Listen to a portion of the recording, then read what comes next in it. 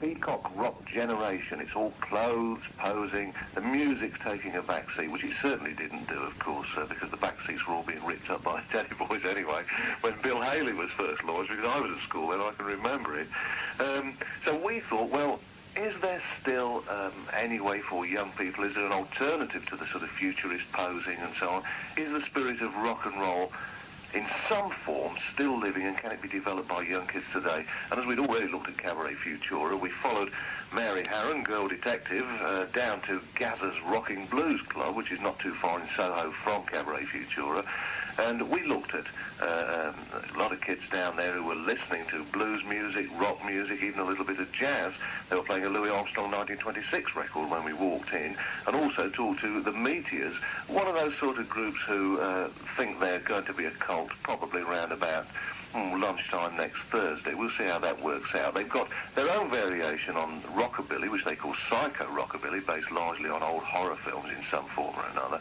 And they've got a film, Meteor Madness, going out with a two-tone film, Dance Craze, and at the same time they've got a record out by the end of the month. But is this just a flash in the pan? Mary, do you think there's really any evidence that there is any alternative at the moment to the sort of posing futurist Spandau Ballet crowd based on rock and roll? Well, it's very hard to say. All I can go on is the atmosphere in this particular club, which has that kind of excitement, that sense of something secret and mysterious and nice going on. It's actually, I think, the nicest club in London. As for the Meteors, they've got a group of about 40 fans who follow them devotedly all over London, which is how these things tend to start. And that was how the Pistols started, of course. I remember the first time I saw them, obviously they were Susie and the Banshees, as it were the crowd, you know. Everybody went around to the same gigs. Yes, and out of this, you know, the fans usually start their own bands. I mean, of course, you know, remember the mod movement, that didn't take off, and that was a revivalist thing. On the other hand, the ska revival did take off. Yeah. So, we'll have to wait and see. It partly depends how talented they are. And of course there is a rockabilly interest at the moment, isn't there? I mean, rockabilly music. Yes, there's this difference, though. I think the groups like the Stray Cats and the Polecats are more of a straight revivalist movement. They're not doing a lot that's different. And for instance, this new rock and roll weekend that's coming up in March, that's going to be a heavily revivalist weekend. I think that the Meteors are trying to do something a little different. Also remember that at this club, they don't just listen to rockabilly, they also listen to blues, jazz, R&B. Yeah, and they seem to be trying to bring something of their own into it, even if it's a little bit ill-defined. Yes, because, I mean, the Meteors seem to have drawn their style from about 3 or 4 extremely obscure rockabilly records, which have sort of horrific themes, and from having gone to a lot of old 50s horror movies. And they've sort of spun it all together to make their own style. Well, at least it's different. You know, at least it's an advantage. On the night we went down, I talked to Nick Garrard, who's the manager of the Meteors. But first, I talked to Gary Vincent, also known as Gaz, who started the club and acts as the disc jockey. And I asked him if he thought that some rock and blues-based music was going to be the next thing to replace punk. I think it already has in a sort of, it has in central London, I think the main market, the media market, because I think that is still sort of into new wave. I couldn't really say punk. You get a couple of the old punk bands still around, but nothing really happened after Sid Vicious died. It ran out of steam, so to speak. That's why the ska revival came along. Now they're looking for something else, because the ska just sort of too much on a beat, and it got sold out as a two-tone thing, so it never really reached any age of maturity. And now they're they're suddenly turning around and noticing there's all this other sort of rocking music that's been going down, stuff that was happening in America and that English kids have been playing here before, you know. I mean, it's rhythm music with a beat, you know.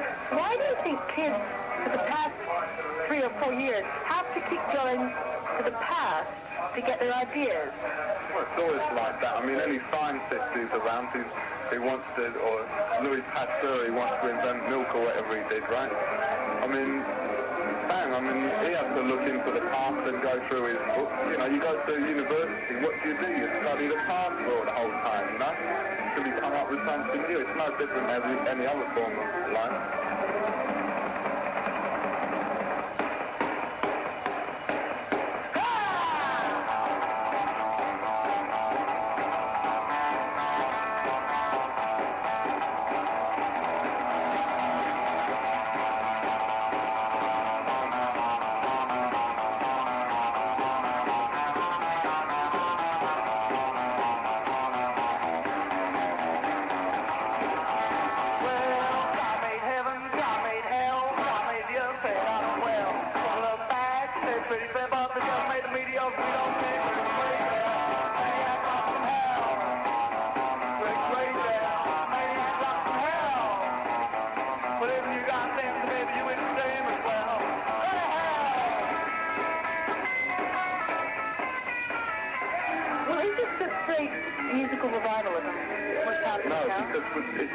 with the ones who stayed, it's a way of life, and you can say that about anything. The punks who stayed, for them it's a way of life.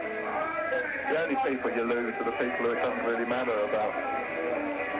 There's something romantic about it for kids. There's always a young following for rock and roll, 14 to 16, always. There always will be. And they tend to drift out 17, 18, 19, or make it a way of life.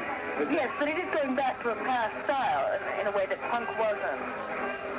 Wouldn't you say? Punk had its influences, as everything does. It's just that rockabilly is based on that 50s thing, which we don't deny. But with, like, the Meteors, they're building on that again. If you've seen them, you'll know that. It's the horror angle, the psycho angle. There's blues in there. There's Trashmen. So what do you hope will happen with the Meteors? What do you think will happen?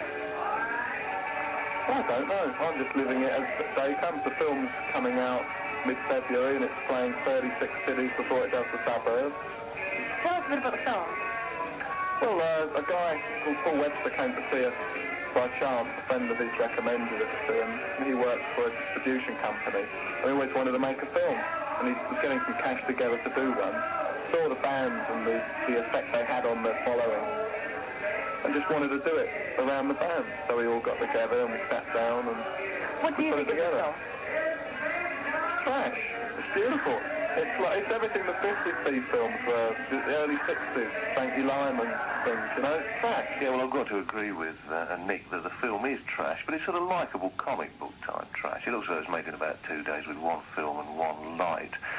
The situation is that the Meteors, by the end of the film, one gets the impression that they've saved civilization in some small way. The film starts with a couple of mum and dad rockers sitting staring ominously at breakfast television, an awful breakfast television show, with their children, Psyche and Psycho, sitting also glued to the set. And they're bewailing the fact that there's no good music about for the kids today. Keith Allen, who appeared on our Alternative Comedians programme, he then drops through the ceiling as the devil and rather turns the moral tables round a little bit and says, no, that's right, he's trying to stop music, which is a good influence for the kids, and he's trying to replace it with good, clean, healthy living like Sebastian Coe. He seems to have a little bit of a downer on. So anyway, this is how the film starts.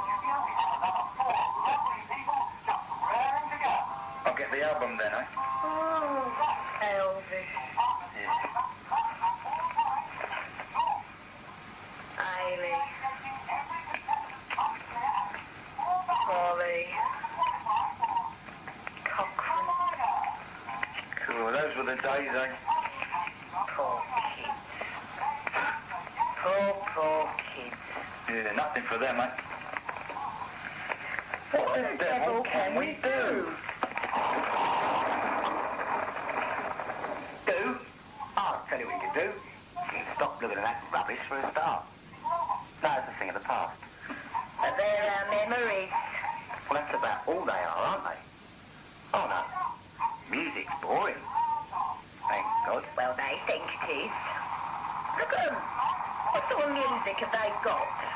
None.